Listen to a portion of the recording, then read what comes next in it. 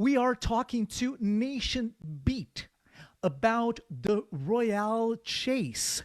This chase has been on for a long time for drummer and percussionist extraordinaire Mr. Scott Kettner. It's been a long exploration of the folkloric musical traditions of Brazil and Louisiana. That exploration of the shared history and culture of these incredibly rich musical areas has led to a hybrid mix of jazz influence that inspired Kettner and his crew to compose and perform new music that blends all of these influences together. The chase has finally got to a royal payoff. Fresh out of the oven, the Royal Chase is an album that represents a new and distinctive sound for Nation Beat. The primal sounds of brass instruments mixed with drums and percussion, reinterpreting classics and presenting original songs for the curious minds who thrive on musical pluralism and surprises. The sound is unplugged, funky blend of the root styles of New Orleans and Brazil, forró, funk, brass, and sass, baby. In interview, check out this line from Mr. Kettner. I've always imagined my musical heroes making music together and what it would sound like, what kind of energy it would generate, like Dr. John and the Preservation Hall Jazz Band meets Chico Science and Jackson do Pandeiro. Join us in this trip from New Orleans to Olinda. Nation Beat is on. I'm going to start the show with this track called Hey Pocky Way. We'll be right back. Share this thing, post it away, start your watch party, and when I return, we'll be talking to Mr. Scott Kettner and Mr. Paul Carlin from Nation Beat. Let's do this, everybody.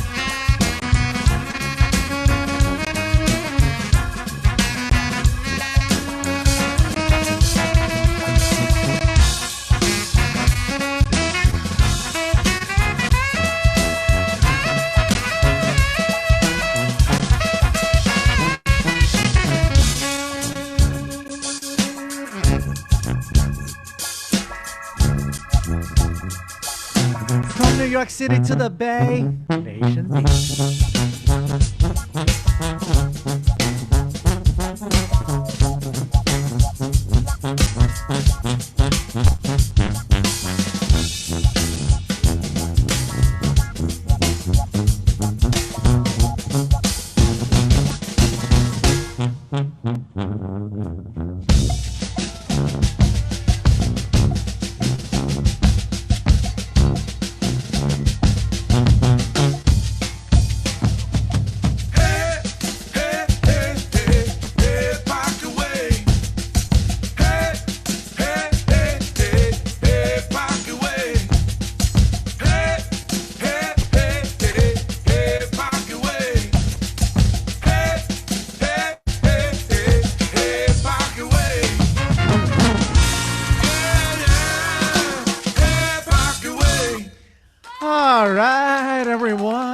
This was Hey Pocky Way, which one? It is one of the tracks in the new album, The Royal Chase. I would like to remind everyone that this show would not be possible without the support of Brazil Best magazine. BrazilBest.com is the channel for more information about the Brazilian community here in San Francisco. Without further ado, let me unmute this, guys. Here we go. We have that nowadays. We have to unmute our guests, and then we have to bring them onto the screen. Please help me welcome Mr. Paul Carlin and Scott Kettner. Here we go. Hey, everybody. How's it going, guys? Chilling. It's a pleasure to be here. Thanks for sharing this time with us. How's New York City these days, Scott? Well, I'm actually outside of New York City. Paul is more inside of New York City. I'm just outside. I was in Brooklyn last weekend for a recording session, and it's just driving through Chinatown is definitely different than it was a year ago. But Paul can definitely talk more about the vibe of New York. How's the Big Apple? Well, to be honest, I have not been in Manhattan myself. I'm in the Bronx, and I haven't been in Manhattan in the past 6 months. So that'll probably tell you something about what it's like. But it's definitely chilled out a lot more now than compared to 3 months ago. Yeah, I haven't crossed the Bay Bridge now in a couple of months too, and I used to cross that bridge every day. Yeah.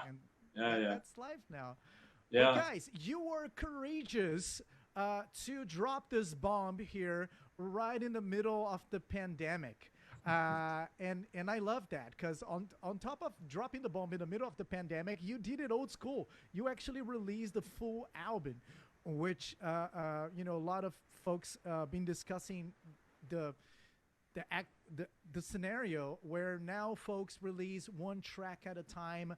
But I understand this was a long journey. So Scott, tell us a little bit about this long chase that gave us the Royal Chase. Well, yeah. So it is crazy that we've released a full album, traditional style in the middle of a pandemic. But I also think that people need music now more than ever, So it kind of oddly feels like a perfect time to drop an album. To give people something, refreshing and something to kind of meditate on and get away from reality for a moment. But the journey has been a long journey. Paul and I collaborated years ago on a Maracatu, New York album. And if you guys haven't heard that album, I would recommend you check it out. The concept was similar to what the concept was on this album, was to blend the traditional maracatu rhythms with brass. So that's where Paul and I began our collaboration. And then I knew that we were onto something, and I wanted to bring it to the next level. I wanted to bring our collaboration to the next level. So on this album had been in the back of my mind. The sound of brass and drums had been in the back of my mind for a long time. So when it came around for me thinking about the next artistic step for the band, I knew that I wanted to call Paul for this project. I knew I wanted him on this project for a long time. So that's how this album began. Right on. And Paul, you were telling me here that your first time in Brazil was 1998. And you played a saxophone, and you've been arranging all the brass for this album. When did Brazilian music first hit you? How was that? That's a good question. Probably, honestly, because I've been a jazz musician for a long time. That's sort of been my primary focus here in New York. And that, of course, includes a lot of things. It includes things like, of course, Tom Jobim, and so probably that was the first, when I was really starting to learn those songs, I thought, wow, these are some really deep songs.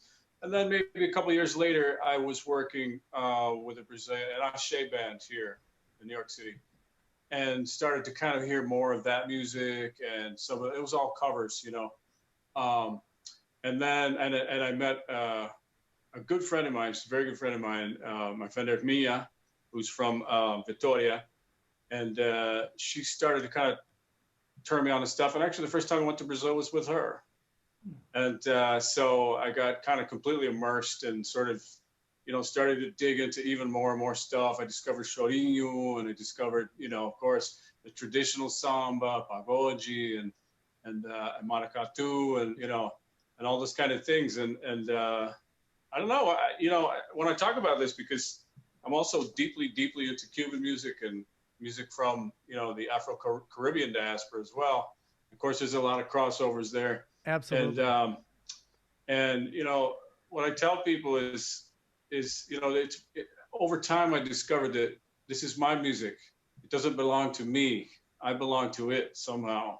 You know, even though I'm not, you know, I'm not from a Latin family. I'm not, you know, I'm North American kind of through and through, but somehow it called to me, and you know, I had to respond.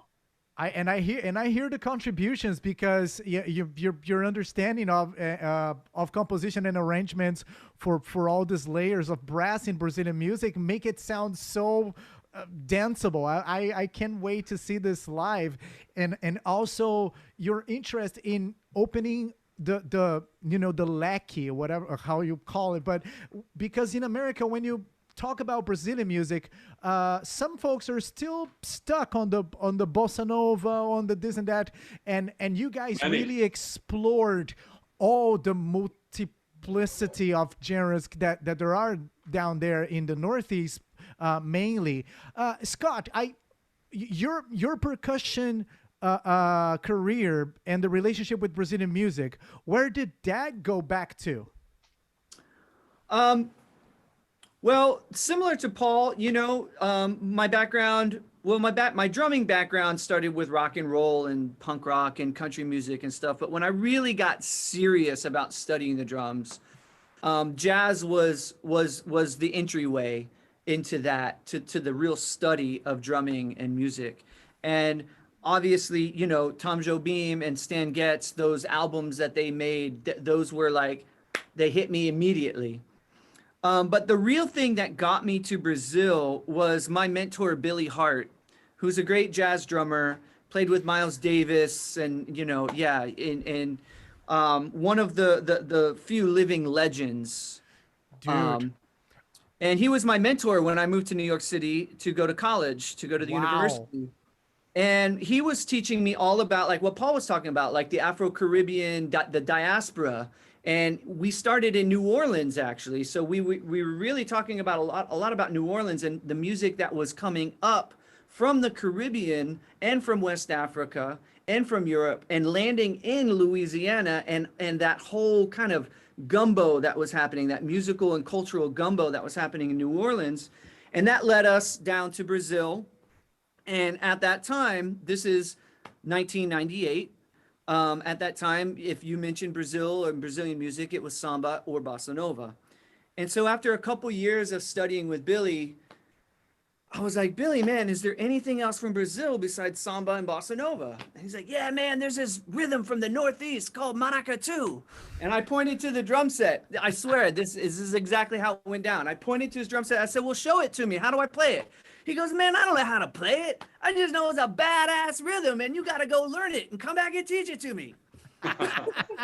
And so, you know, I started poking around New York City about maracatu, and nobody really had, you know, I mean, there were some people like Ciro Baptista was doing it, but it was very much like marginalized and very like way out there, you know. Still and to this so day, I I became think. enchanted with this rhythm maracatu, because my mentor is telling me about it, but nobody could teach me about it. So I saw it, you know, I just became enchanted with it, and that's what led me to Brazil and That's discovery so cool. of all this. Because I read your statement there about the Dr. John Preservation Hall meets Chico Science and Jackson do Pandeiro. That's incredible, man. We work with the same type of music here in the Bay. we have a group in Oakland called Maracatu Pacífico, and I know. oh, you know Maracatu Pacífico, and man, they're so happy. I shared some of the new music with them. Folks are super stoked with the new album. And you guys have well, actually, one curiosity I have that you dived in the relationships between New Orleans and the Northeast of Brazil. We play forró music, and sometimes we watch like Zydeco bands perform, and we have no idea how that. What do you think happened there historically? Have you found any literature in it? What's the relationship like? Where does it come from? Well, How much time do you have? is this an ethnomusicology course that we're putting together? Are we doing a series here? Is this the first episode? Yeah, well if you guys are free next week. Buckwheat Zydeco meets Luis Gonzaga. Let's start exactly. Yeah. Man, it's incredible because you know the washboard and the triangle, they practically do almost the same, you know, patterns. It's really incredible. And then, you know, forró, most people associate forró with the accordion because that's Luis Gonzaga, you know, that's the most popular instrument. However, in Pernambuco, the habeca is a very prominent forró instrument. Oh, yeah. And so when I was living in Pernambuco, when I was living in Recife in 2000, I was in Carnival and I'm seeing all of these forró playing habeca, and I'm seeing the accordion. And I grew up in the South. I grew up in Florida. So, you know, I grew up in a pretty rural part. And so a lot of that swampy music from Louisiana seeps in. You know, there were two steps, there were square dances, there were all kinds of things I grew up with. A lot of fiddle music I grew up with. And so I started seeing these fiddles and this forró music, and I'm going, wait a minute, this is Cajun music. This is square dancing. You see a quadrilla. A quadrilla is totally that's a square dance, man. That's 100% square dance. So, you know, that's really what happened is when I was living there, all of these, it was like fireworks in my brain were going off with seeing all these connections. And that's what, if you look at the all of Nation Beats albums, it's always been a different kind of exploration of those connections. That's awesome. And there's so much to explore. And you guys chose one composition here, Forró de Dois Amigos, to release a video clip that I would like to show our folks here. Before I show it, any notes on Forró de Dois Amigos? Why that particular tune? Well, first off, it's a great tune. And I knew that Paul would do an amazing arrangement on it. So what I'm doing is I'm playing basically a sissy strut groove, which is by Zigaboo Modeleste from New Orleans. I'm playing a sissy strut morphed with a Brazilian forró groove. And Paul, I'll let Paul talk about his arrangement on this, but you know, he took it to another level. Please, Paul. Man, you put me on the spot now. That's what this is all about. Yeah, right. I know, right? Na roda. Homem na roda. Exatamente. Jogou na roda, cuidado. Jogou na roda. Well, man, you know, the arrangements I did, not just for this one, but in general, Scott and I talked a lot about it because I had done a lot of arranging. I'd done a lot of different kinds, like as I said, the Afro-Caribbean kind of diaspora music from and some Brazilian stuff. But you know, he was. I would always kind of consult with him on like, well, what are the rhythms and what should the bass part, which is the sousaphone, you know, what should he be doing here? And so kind of, you know, I kind of always had to check in with him on that. But my sort of philosophy of writing for horns of really any kind is to make it sound as big as possible. You know, I've got 4 instruments. The sousaphone, again, is really the bass, so he's kind of more free, you know, to do his thing as he should, because he and Scott are the motor, you know, that drives his bus. Yep. So the 3 horns that, you know, that I have, the trombone and the tenor and the trumpet, I'm trying to get as big a sound as possible, and also sometimes as bright a sound as possible, depending on what is going on in the music. the thing about these songs, like Forró Dois Amigos and a lot of these forró songs that we do, of course, they're not written for wind instruments. They're not written for people that have to breathe in the middle of notes. You know, they're played. You know, they have Hambeca and the Accordion. accordion. Yeah. And so the lines are very long and very notey. And so trying to figure out how to do that without having all the cats pass out, you know, while they're trying to play. You know what I mean? Like make it musical and make it fun. And like you said, trying to make it as fun as possible and danceable too. Yeah. But also give us little breathers here and there. I mean, all this kind of strategizing goes into it. So, and really, cool. You know, the most important thing, of course, is always the melody. So that has to be strong. Yeah, when we get you guys down to Olinda and you have to play that while parading down the ladeiras, we'll make sure we'll get one of those trucks that keeps spraying water on you guys. Well, with that, yeah. I would like to share the video here of Forró de Dois Amigos, and we'll be right back with more talk about the Royal Chase. These are suits that we make from scratch. We make from scratch. From canvas, we draw them on a pattern, and we bead each bead by bead, bead by bead, bead by bead, bead by bead. And when you finish Mardi Gras Day, after all year, you gotta tear this down and start this process all over again, all over again, all over again. You can't tex an Indian suit. You have to sew it, sew it, sew it.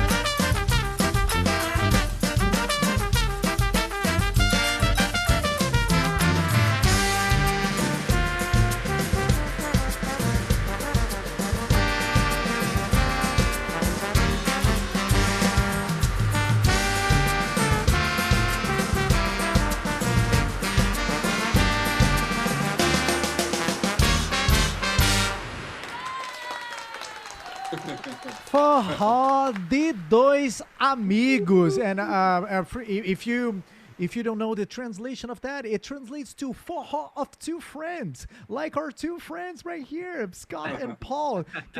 It's really interesting that the collaboration really represents this Mardi Gras, New Orleans feeling with the drumming marching down the ladeiras of Olinda. So, Scott, you said you lived in Recife for how long? I lived in Brazil for about a year straight.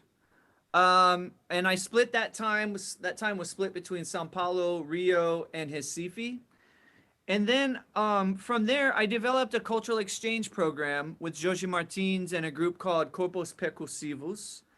And that meant that I was bringing students to Brazil every year or every other year. I was bringing Jorge and other members from the group here to the US. And then that evolved into an exchange program with Estrela Brilhante, the Nação Estrela Brilhante. Oh, yeah. So I was going down there bringing students and they're bringing them here. So over the years, I've spent a lot of time in Brazil.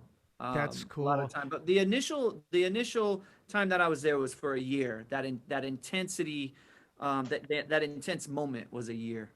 And Paul, let me throwing you into the brass journey of Brazilian music as well. We interviewed the other night here Maestro Spock from the Frevo Orchestra, and he is for me one of the biggest representative of Brazilian brass music, because we are indeed a very percussive country, and sometimes people forget that Frevo is a big marching group of horns. Right. How did you learn a little bit about Frevo? How you see the horn as a instrument in Brazilian music as well? Oh, good question. Yeah, I mean, I started, the first time I learned anything about Frevo was, again, playing with this band back in the 90s here in New York. And they had a And Frevo. what's the name of this band? Because you said they played Axé and Frevo in New York City. I love it. There's this singer named Silvana Magda. And the band was called, geez, I can't even remember now. It's terrible. It's the 90s, man. I bet you played some lambada too. Yeah, right. We totally did. We absolutely did. Every gig, I think. But we used to play, actually, we played, for a while there, we were doing maybe twice a month at SOB Sounds of Brazil here on Varick Street. So anyway, but I got to say, I mean, I'm familiar, of course, with like Spock and with the orchestra and like Banda Mantiqueira too, and but not I have to say that they're not. I probably listened a lot more to artists like Mestre Ambrosio and Lenini and kind of Djavan and sort of a lot of the classic stuff and the modern stuff. When I first went to Brazil, I think O Dia Que Faremos Contato had just come out. Oh wow! Yeah. And like I heard it and I was like, the first time I heard it, I was like, oh cool. And the next time I heard it, I was like, oh wow! Like it kind of really started sinking more. And so. Yeah, it's sort of a confessional. I mean, those more traditional Brazilian brass bands, honestly, I wasn't as familiar with. I was more influenced by Pixinguinha, and sort of, the chorinho side, and then Duke Ellington, and sort of Art Blakey and the hard bop sound of those horn-driven, bands from North America. So, and by like the Wailers. Honestly, yeah. like that beautiful harmony and the blend that they get.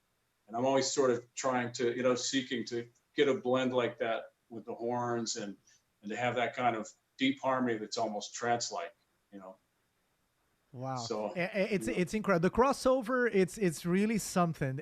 So it's really important for Brazilians to understand the influence of North American music down there and vice versa. And speaking of the classics and know the rhythms with no space to breathe. You guys recorded Feira de Mangaio as part of the new album, that's classic Sivuca. Oh, and actually, you guys have it pressed. Did you print some CDs? I love it. Yeah, we pressed it. Oh man, guess what we're getting this week? Oh wow! So it's getting serious, these are coming guys. in this week, guys. They're coming in this week. Yeah, baby. Oh, that's gonna sound beautiful in the vitrola. Yeah. And Feira de Mangaio, you guys recorded live here. Actually, I see it at Brooklyn Bowl. That was February 2019. Was Feira de Mangaio just an easy pick? Just, forró classic, Sivuca classic, let's just do that? Or how was the discussion behind let's play Feira de Mangaio? I think Scott was like, let me see how long these guys can hold their breath. No, not really. That's really what I was thinking about. I was like, how can I fuck up these horn players' chops? Dude, yeah, let's see what their lungs with coronavirus, man. You can't be playing with that.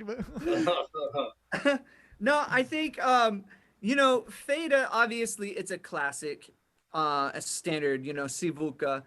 I've just always been in love with that song, and I've always wanted to record it.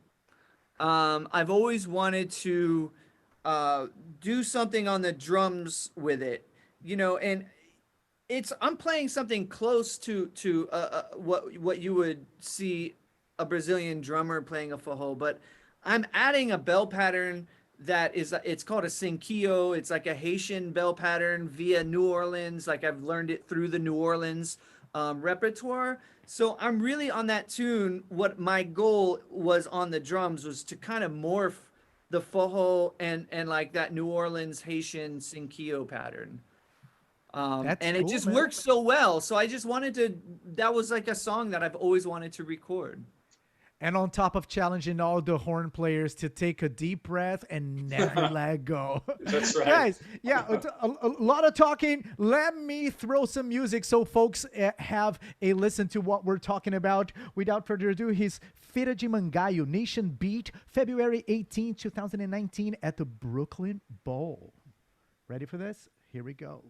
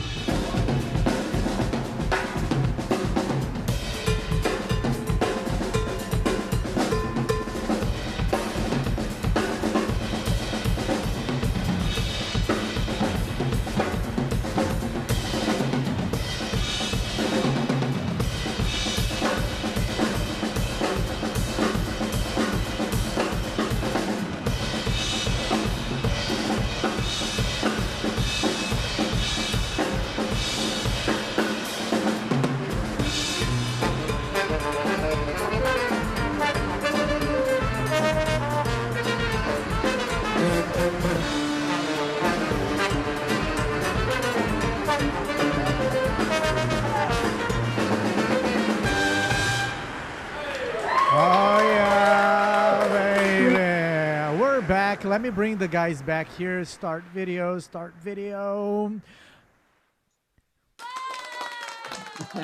Feira de Mangaio. You know, the sound effects always save me when I forget to press buttons. Now in the pandemic, all my assistants, they asked absence. You know, they're not working anymore. That's it.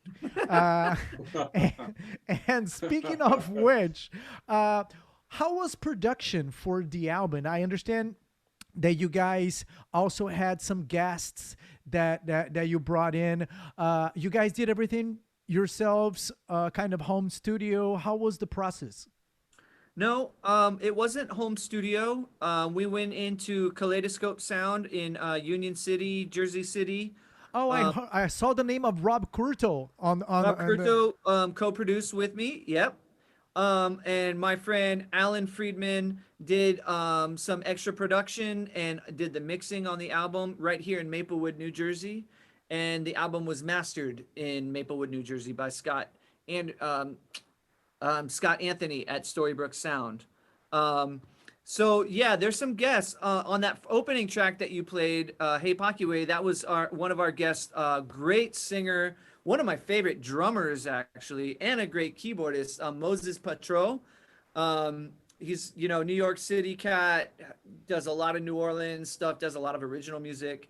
And then there's a song on the album called Algunas Cantam, which I collaborated with Carolina Mama, writing the lyrics and Paul doing the arrangement and everything. So we collaborated with a couple of singers, and no, it was a full-on production. And we had a grant from the Fresh Grass Foundation, which helped us finance, and we also had an Indiegogo campaign. We had a lot of supporters over there on Indiegogo. So we, you know, any of you supporters watching, thank you so much.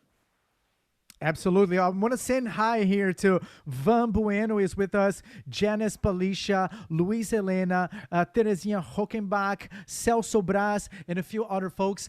Thanks for your support. You know, it's really a trade. Musicians need folks, and folks need musicians. How you guys adapting to the whole, like, you can't play live concerts anymore?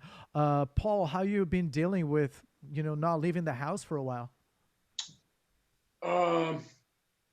It's funny because I really miss playing with people. Absolutely. I've been playing with some friends over a platform called Jam Kazam, which is a, you know, very low latency platform that you can play live over the internet. You know, I mean, you need a couple of extra things to do that, but so that's been kind of saving me a lot, honestly. But the funny thing is, you know, I don't miss driving to gigs, you know, right? Like getting ready, lugging the gear. It's really funny, you know, but I really do miss playing with people. I mean, that's the heart and soul. The other thing that I've been doing, and a lot of us, you know, musicians have been doing, is I've just been home recording a lot, you know, a lot. I mean, I barely can find the time to. I'm always a couple of projects behind because someone says, "Hey, can you do this?" I'm like, "Yeah, sure." And then I'm like, "Oh, okay." 3 weeks later, I'm still trying to put the parts down. You know, because, you know, I got a family, and, you know, this is a multi-use space here in the living room, you know, so it's like, it's been kind of tricky, but also I've been really diving deeply into Pro Tools and, you know, do my own mixes on, like, I've got a Latin big band piece that I'm working on right now. It's almost done, with a Latin big band I play with here in New York called Bronx Connexion. So, you know, it's sort of like I think like everyone else, I'm just trying to keep some things going and you know, learn some new skills in the meantime. Yeah, I feel you're a yes person, so be careful there. Yeah. Next thing you know, you busier than you was before. Yeah, exactly. I mean, it's crazy. And Scott, New York, it's its own scene, right? It's interesting. We were talking to radio host Carla here at the Stanford station, and she plays a lot of you guys down there, by the way. Carla Leininger, she's running a radio show down there, super fun. and she defines like the style of music, New York City, as a genre itself. How you feel the scene right now? I mean, I know pre-pandemic things were different, and I'm not sure if New York is experiencing the same process that we are here in San Francisco, but we are just seeing a lot of musician producers and artists in general leaving town because it is too expensive and there's no way to make ends meet without being able to play and do all that. How did you feel in your case? But you're not in New York, but you work there quite a bit. How's the scene, and how are folks dealing with it? Well, the scene is gone. I mean, there's no scene, I mean, there's no live gigs. There's no, hey, let me go to the scene tonight and have a drink with some of my buddies Right. and sit in, that's gone. So yeah, I'm seeing a lot of my musician friends, like Paul said, we're all pivoting in various ways. Like Paul, I'm taking this as a learning experience, and I'm trying to learn new things and new skills that I think will be valuable, in the future. And as all of this kind of slowly fades away, I want to come out of it with something that is going to be lasting and is going to carry me and my family, to the through college and whatever, To the other So I'm side of this thinking- craziness. So all of those things are going through my mind. I can't speak for all of my colleagues and friends, but I see a lot of people who are staying. People who have the means to stay are staying. People who don't have the means are leaving. And it's, I think that there will be a silver lining if some of us aren't seeing the silver lining now. I do believe that we will find a silver lining in all of this. I was thinking about this today. I've always asked myself, how sustainable has this been anyway? Has everybody really been able to sustain themselves in the first place? Yeah. And Yep. we talk about how great it is to be an independent artist in these times, but I wonder, is it great to be an independent artist, and will this reckon back labels?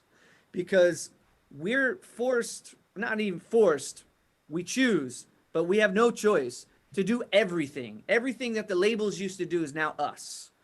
I'm doing this, I'm doing this, I'm doing Dude, stickers, you're the blah, big blah, blah, chief. the big chief, right?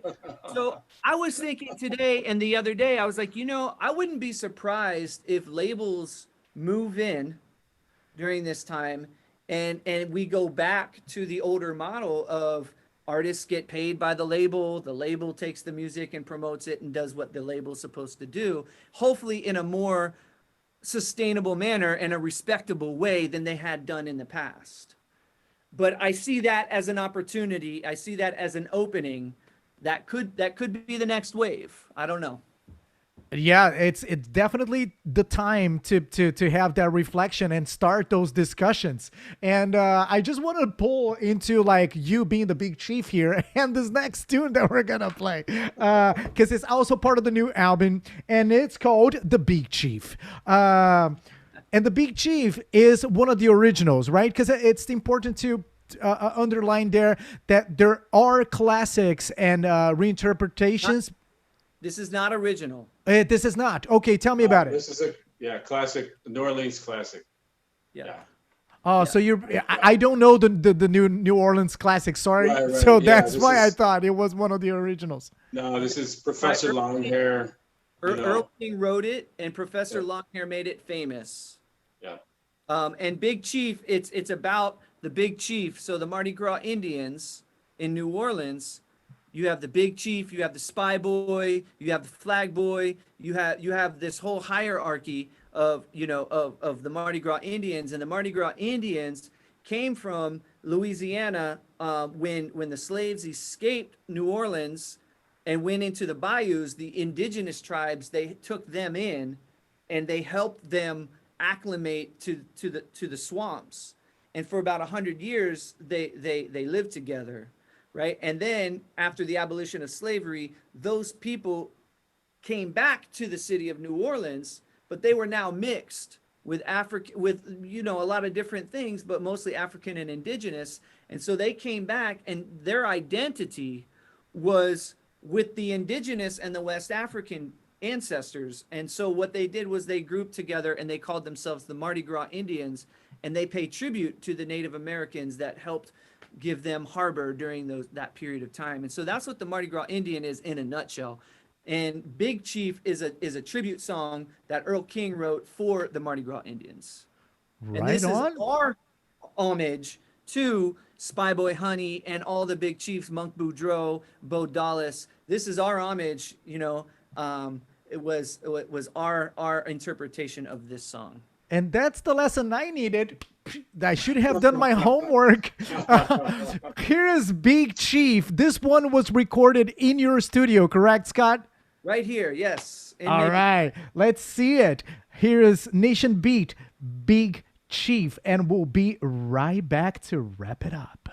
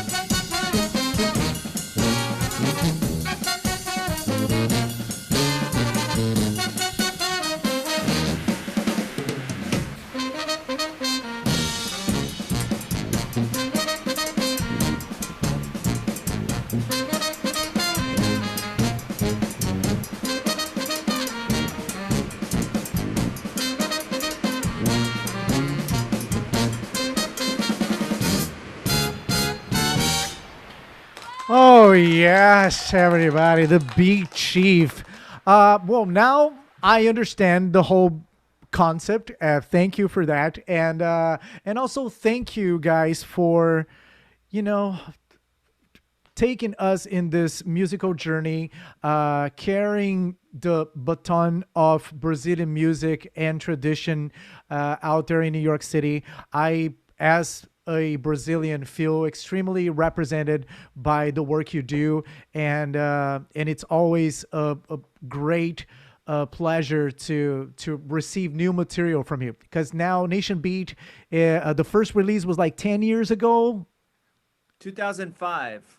2005, 15, and you guys really carry that flag of Brazilian music. I just want to put it out there. Thanks for sharing your time with us, Paul, for your arrangements and your knowledge. Scott, I can't wait for this to be over so we can start talking about bringing Nation Beat to San Francisco. I can't wait to get to San Francisco. I have so many friends. We have so many friends out there. So many friends that we love and cherish and that we can't wait to see again. Absolutely, man. I would like to close the show with the title track now, and have you just give a final closing on the Royale Chase, where you see the chase going. Is it to be continued? Oh, the chase is that's the thing about the Royal Chase, is that Royal Chase never ends, right? The chase is on. The chase is on, especially now. But you know, really, like the concept of this is the Royal Chase is that it's like it's what gets us out of bed every morning. There's this thing, you know. I feel like Paul and I are in line with this. Musically, there's a sound. And we're constantly chasing this sound, and you've never really got it, right? You never have it. You're close to it sometimes, you're far from it, but the chase never ends. And that's what this is all about.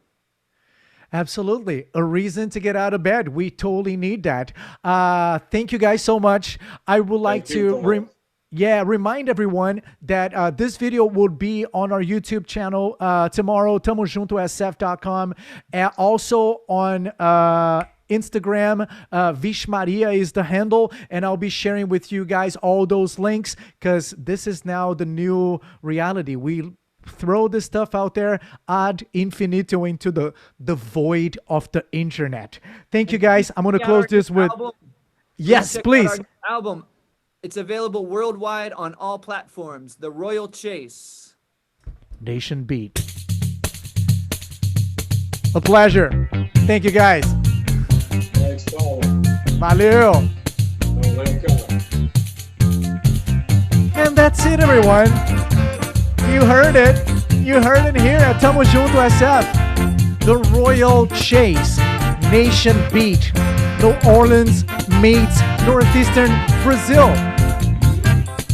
Find a reason to get out of bed. Get on with the Royal Chase.